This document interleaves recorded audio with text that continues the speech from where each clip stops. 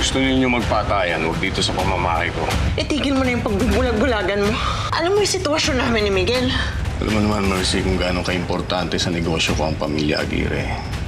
Gusto kong maayos yung pagsasama ninyo. Ano bang gusto mo? Mapatay muna niya ako? Bago ka matauhan? Anong gusto mo mangyari? Pumayag ka na makipaghiwalay ako kay Miguel. I called this meeting to discuss matters of great importance concerning both our families. I believe it would be best for Mercy's well-being if you just end your marriage. Unang-una, ano akala mo makokontrol mo kami? Mga buhay namin? Katapusan mo na, Benito. Putok mo kung kaya ng dibdib mo. Atoy! May naghahanap sa'yo doon sa labasan. Ha? Sino? Ops! Saan kayo pupunta?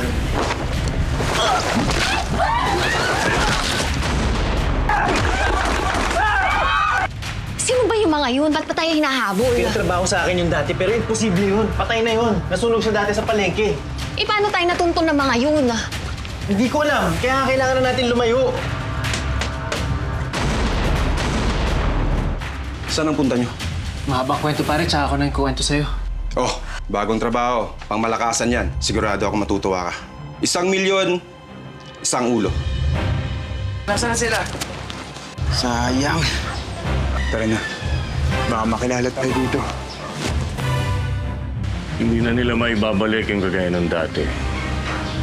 Dahil sinuwag na nila ako. Ano plano niya? As always, siguraduhin mong walang matitira sa kanila. Tommy Boy. Ano ba talaga yung pag-asa magkaayos ni Ate Mercy? Pero hindi yun yung concern ko. Iniisip ko si Fatima. Ang importante sa akin, magkakasama tayong tatlo. This calls for a celebration, boys. Lola? Ang pogi niyo po. Really? Para po kayong hari, Lola. If I'm a king, ikaw ang kaisa-isang prinsesa. Kahit na ano pang mangyari, mananatili tayong pamilya. Maraming salamat sa pagpayag mo na maghiwalay kami ni Miguel.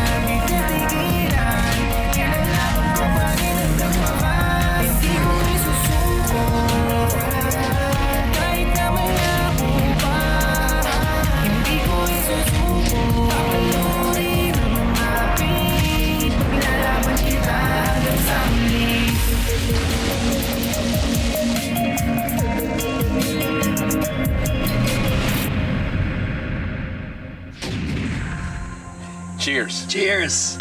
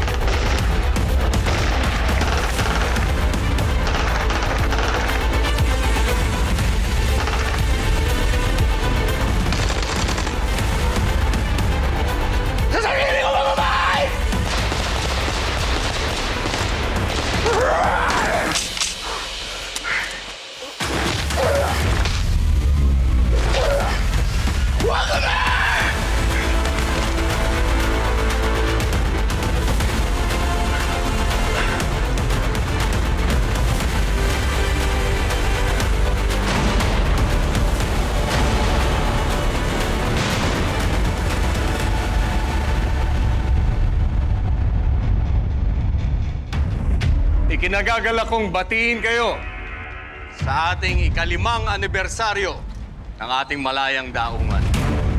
Maraming salamat sa inyong tiwala at suporta.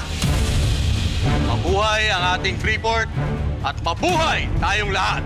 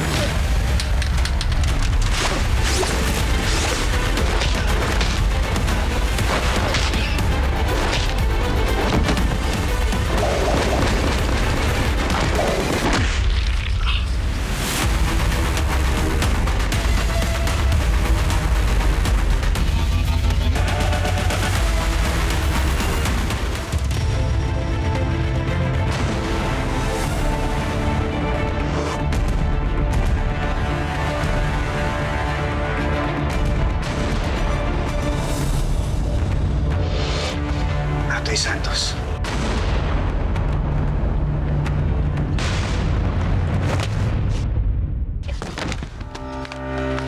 Atoy!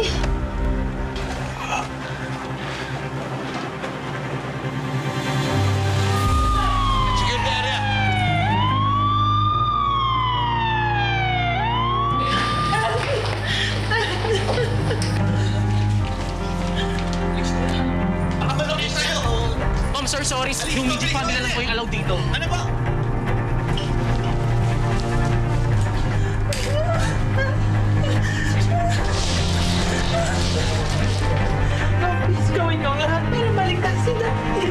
Huwag po kayo mag-alala, ma'am. Gagawin po namin ang lahat.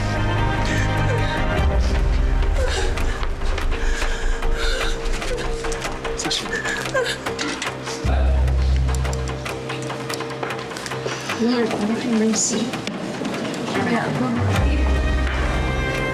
Rachel, sino man ang gumawa nito, hahanapin ko. Taga mo sa bato. Hanapin ko at bubulbusin ko.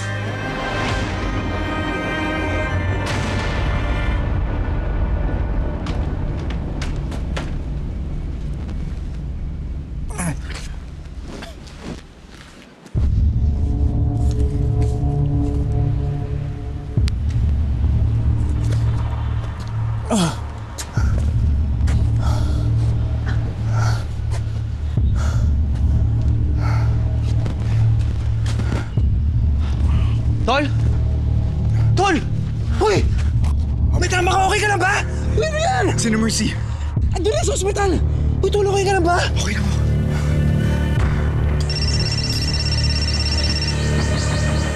Abra, Jane, nabrail si Balmores.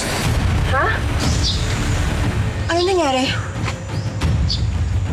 Kamusta ka? Okay ka lang? Okay lang ako. Si Balmores, ano lagay? Buhay? Hindi ko alam.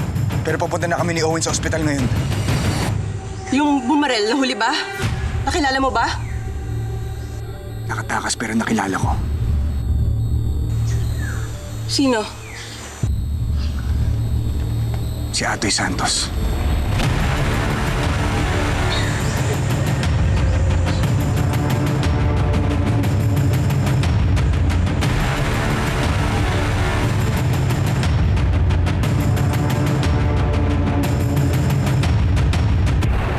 Tol, okay lang ba, Tol?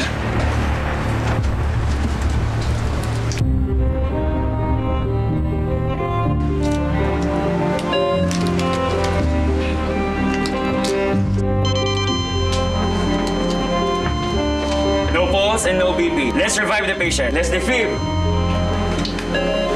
I'm clear. You're clear. Everybody clear.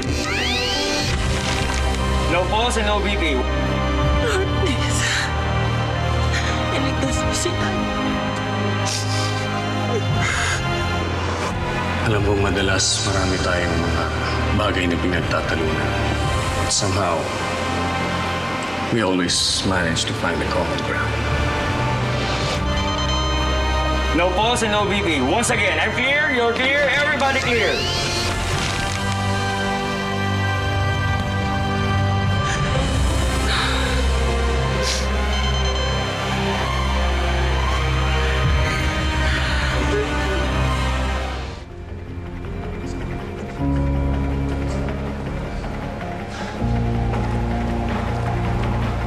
O kayo, ba't kumpul-kumpul kayo dito? Ikot kayo, may saan tayo, ano ba?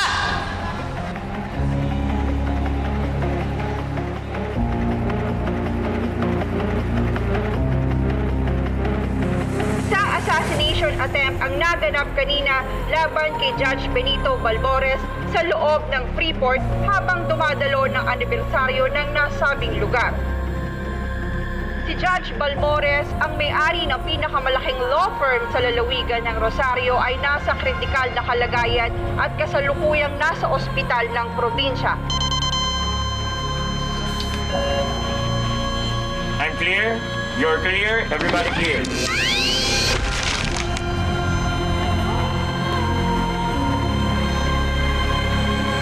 I'm clear. You're clear. Everybody clear.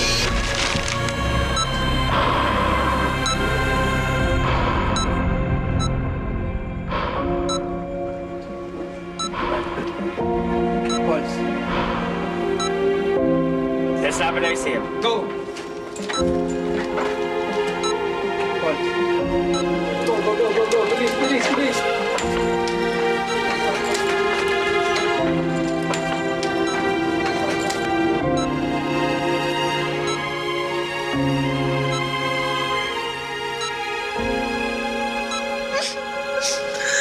Thank you, Lord. Thank you. Thank you, Lord.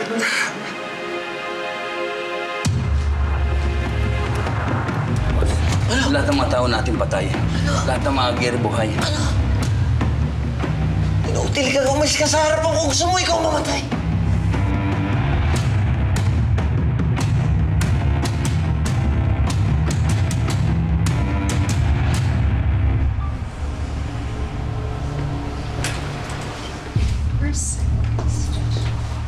Ma'am, kamusta po si Judge? Miss Mercy, totoo po bang sa Freeport nabalin si Judge? Gusto po namin malaman ang kalagayan niya ngayon. Ma'am, pwede po ba namin malaman kung ano nangyari sa kanya? Meron na po ba kayong suspect at alam niyo po ba kung ano ang motibo nila? Sana po maintindihan niyo, we need privacy. Isa lang po ang masasabi ko sa inyo.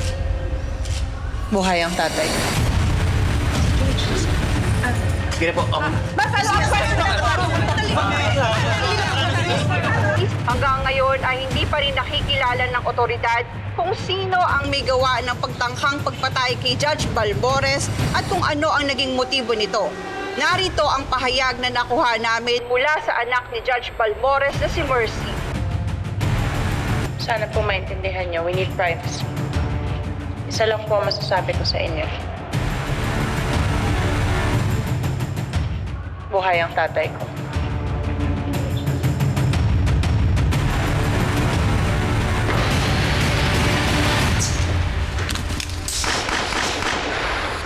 Bakit ang patay ng Balbores na yan?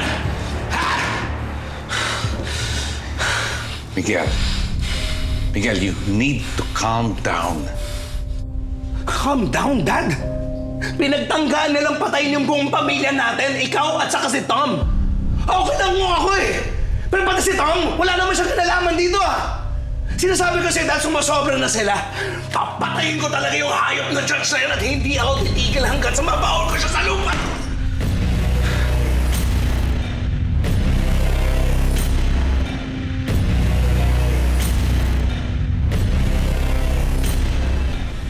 Dapat lang. Pero kailangan mo pa rin samantalahin ang pagkakataon habang nakaratay siya.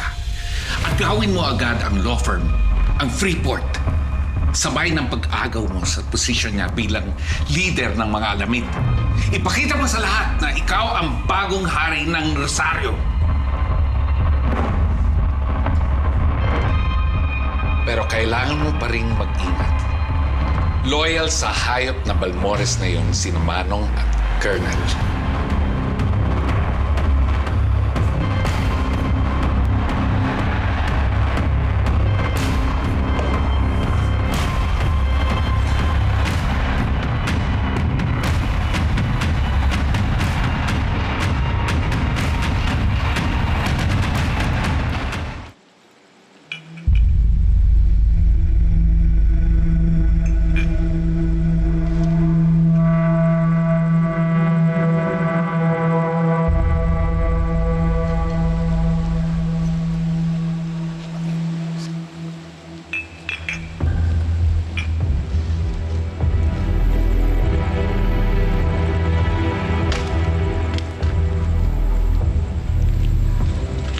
Uy, hindi nakapawalang kay Bua.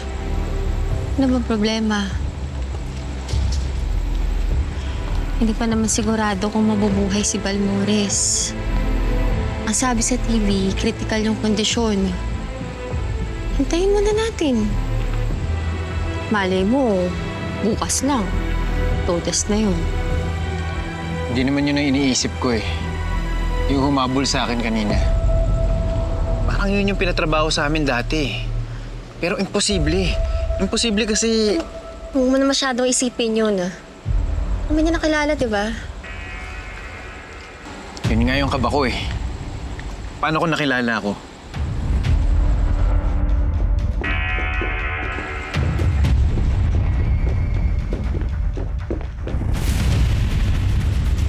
Kalahati lang yan. Mabubuo lang yan pag namatay yung judge. Atoy, papaalala ko lang sa'yo ah. Kasama sa kontrata mo to. Tapusin mo yung trabaho pag nabuhay yung target. Okay.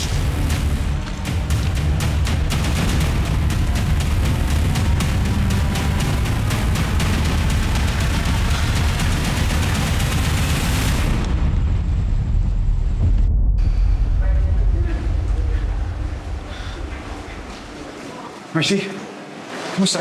Nasaktan ka ba? Ayos lang ako. Sugat ka. Wala daw. Ang mahalaga, ligtas ka. Kamusta si Judge? Nasa operating room pa siya. Wala pa rin akong balita tungkol sa sitwasyon niya. Saan makarecover siya?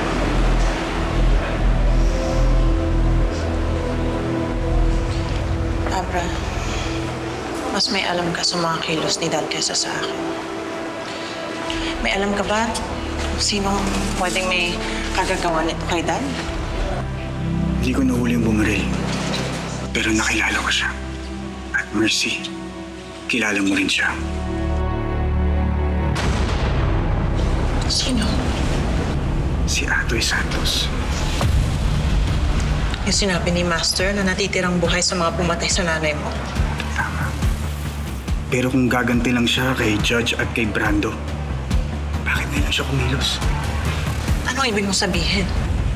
Malamang may nag-utos sa kanya. At yun yung kailangan kong alamin kung sino. Si Miguel.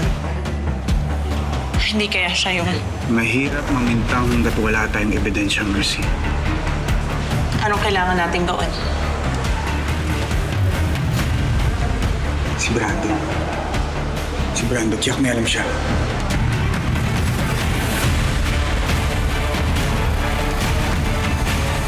Ako'y manindigan para sa lahat. Kahit na lungkot ng hustisya ay mailang.